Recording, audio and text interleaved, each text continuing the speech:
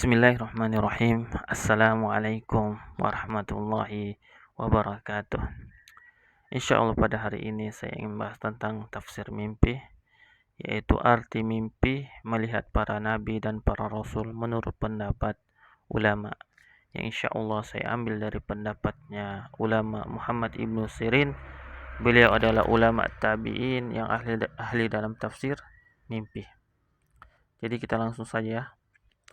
Barang siapa yang bermimpi melihat Nabi Adam alaihissalam sebagaimana adanya, dia akan meraih kekuasaan yang besar jika dia memang pantas mendapatkannya, sebab Allah Subhanahu wa taala berfirman, "Inni ja'ilun fil ardi khalifah." Aku hendak menjadikan khalifah di bumi. Kita tahu tujuan Allah menciptakan Nabi Adam ialah untuk menjadi khalifah. Maka orang yang bermimpi bertemu dengan Nabi Adam, maka ia akan menjadi khalifah. Namun jika mimpi bertemu Nabi Adam alaihissalam, Nabi Adam berkata kepadanya, dia akan meraih ilmu pengetahuan. Karena Allah Subhanahu wa taala berfirman, "Wa'allama Adamal asma'a kullaha." Dan dia ajarkan kepada Adam nama-nama benda semuanya. Kita tahu bahwasanya keutamaan Nabi Adam daripada malaikat ialah Nabi Adam diajarkan oleh Allah ilmu-ilmu atau nama-nama benda yang tidak diajarkan kepada malaikat.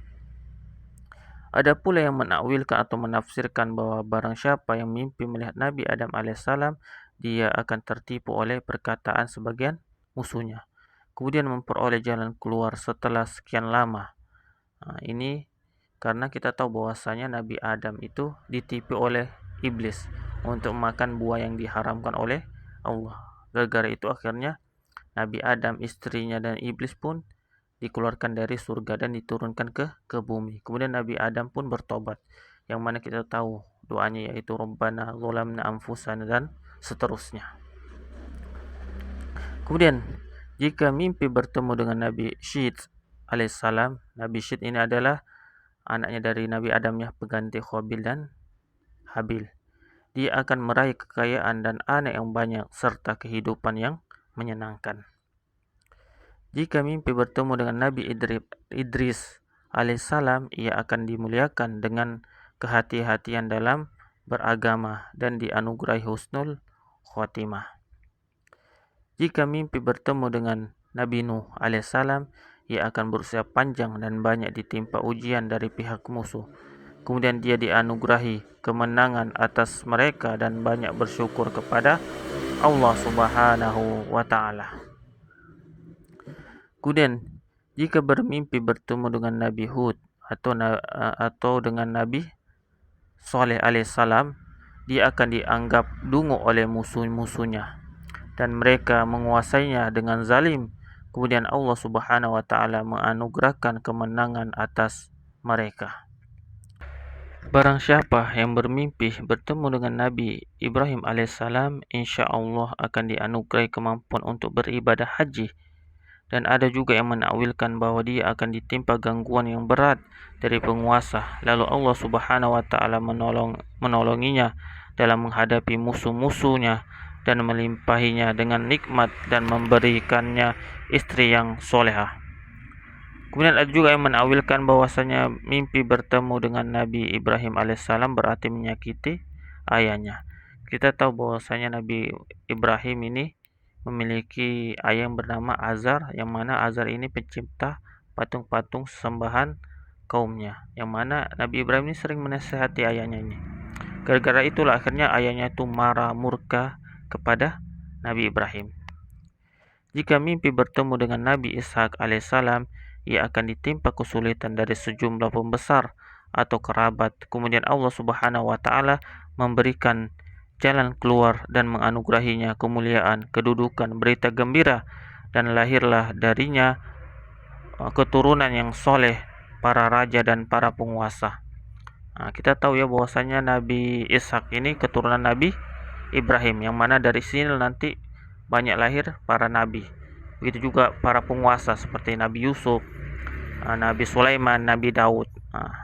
Itu apabila dia memimpikannya Nabi Ishak dalam keadaan ketampanan dan kesempurnaan keadaannya.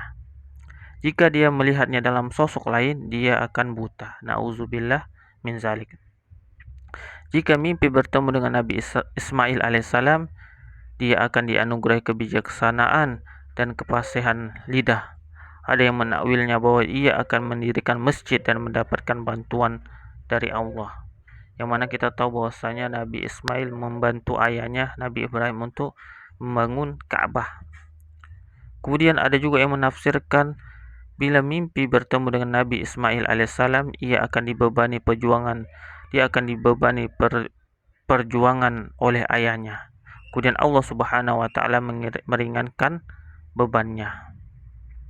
Kemudian jika mimpi bertemu dengan Nabi Yakub alaihissalam, ia akan ditimpa kesedihan yang besar karena perilaku sebagian anaknya. Kemudian Allah Subhanahu wa taala menyinarkannya dan memberikannya anak yang sangat dicintainya.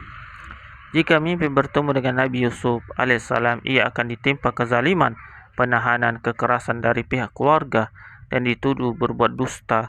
Kemudian dia dianugerahi kerajaan dan musuh pun takluk kepadanya. Jika mimpi bertemu dengan Nabi Yunus alaihissalam, ia akan dipenjarakan dan ditimpa kesulitan karena bersikap tergesa-gesa atas suatu persoalan yang dilimpahkan kepadanya. Kemudian Allah Subhanahu wa taala menyelamatkannya. Jika mimpi bertemu dengan Nabi Syuaib alaihissalam dalam keadaan menggigil, dia akan ditimpa dengan kebutahan. Jika melihatnya tidak demikian, haknya akan dirampas orang lain dan dizalimi, tetapi kemudian dia dapat mengalahkan mereka. Jika mimpi bertemu dengan Nabi Musa alaihissalam dan Harun alaihissalam atau salah satunya seorang penguasa yang tiran, akan dapat ditaklukkan melalui upayanya. Jika melihat keduanya sekaligus, berarti ia akan pergi berperang dan meraih kemenangan. Jika mimpi bertemu dengan Nabi Ayub alaihissalam, dirinya, hartanya, istrinya, dan anaknya akan ditimpa ujian. Kemudian Allah Subhanahu wa taala akan memberikannya pengganti dari semua itu secara berlipat ganda. Jika mimpi bertemu dengan Nabi Daud alaihissalam dalam sosok yang sebenarnya, ia akan mendapatkan kekuasaan, kekuatan, dan kerajaan. Jika mimpi bertemu dengan Nabi Sulaiman alaihissalam, ia akan dianugerahi kerajaan, ilmu, dan pemahaman. Jika melihat Nabi Sulaiman alaihissalam mati di atas mimbar atau singgasananya, akan ada seorang khalifah, amir, atau pemimpin yang meninggal dan baru diketahui setelah sekian lama. Ada juga yang menafsirkan bahwa barang siapa yang melihat Sulaiman alaihissalam, penguasa dan musuh akan tunduk kepadanya, dan banyaklah perjalanan yang ditempuinya. Jika mimpi bertemu dengan Zakaria alaihissalam, ia akan dianugerahi anak yang bertakwa di usia senja atau usia tua.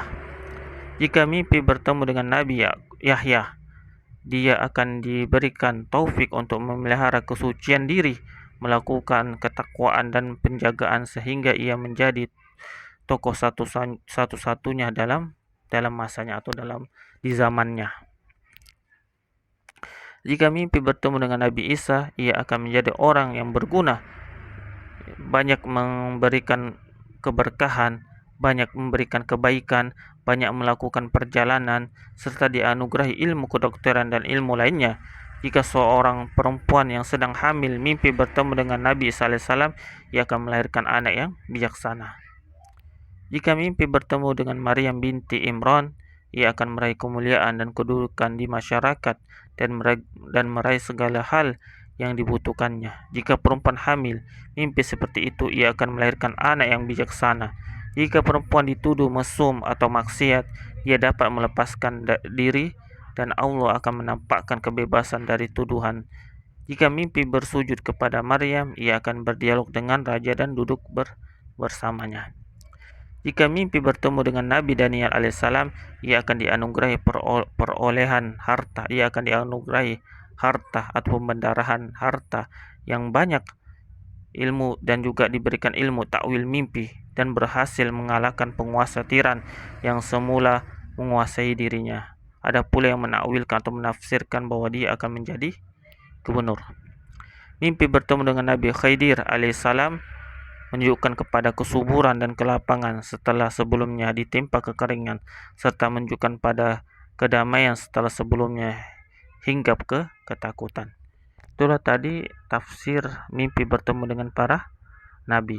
Nah, insya Allah adapun mimpi tentang Nabi Muhammad saya akan bahas di lain waktu. Sekian dari saya. Apabila ada salah perkataan atau perkataan saya kurang jelas atau perkataan saya terlalu cepat, mohon dimaafkan. Sekian dari saya. Assalamualaikum warahmatullahi wabarakatuh.